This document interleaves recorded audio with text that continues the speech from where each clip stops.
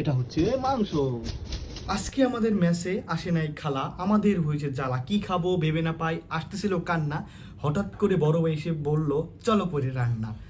জীবনের প্রথম রান্না সুস্বাদু হবে না জানি, কারণ এই খাবার টেস্ট করার জন্য আসতেছে আমাদের সবের নানি। তো চলুন দেখা যাক কি রান্না করি, লেটস গো। আজকে আমরা রান্না করতে যাচ্ছি সবজি খিচুড়ি। আর সবজি খিচুড়ি রান্না করার জন্য চাল থেকে বেশি প্রয়োজন সবজি।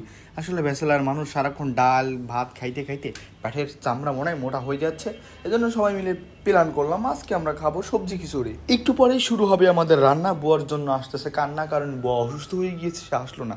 আসলে রান্না বাড়ি করা খুবই কষ্ট। সব কিছু নিয়ে হাজির হয়ে গিয়েছি, এখন করবো রান্না। এটা দেখার পরে হাজার মেয়ে করবে কান্না, বলবে এমন ভর আমিও চাই। আর দেখতে পাচ্ছেন এই যে আমাদের সব কাটাকাটি ধোয়া মোয়া সব হয়ে গিয়েছে। বড় ভাই চলে আসছে, এখন বড় ভাই রান্না শুরু করে দিবে। মাংস শেষ।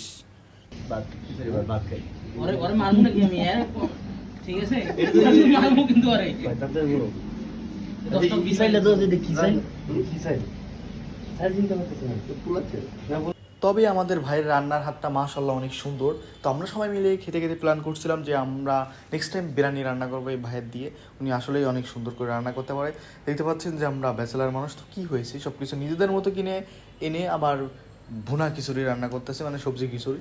এই দেখতে পাচ্ছেন যে আসলে ওনার সব কিছু রান্নার প্রসেস খুবই ভালোভাবে উনি বলতো। আমিও আগে রান্না করেছি শখ করে, মশলা টশলা দিয়ে শুরু হয়ে গেল। আসলে আমরা তো ওই ফুড ভ্লগার না, মেয়ে ব্লগার না যে সব কিছু দেখাবো।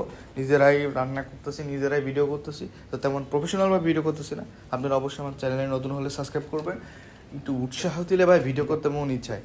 এই যে অবশেষে আমরা ধনিয়া পাতা ছিল না, পরে আমার বড় ভাই ধনিয়া পাতা আনার পরে কাটাকাটি শুরু করে দিয়েছে যাতে স্বাদটা একটু ভালো। ব্যাচেলার লাইফে ডাল আর চাল খাইতে খাইতে আমাদের বেড়ে যাচ্ছে ভুঁড়ি।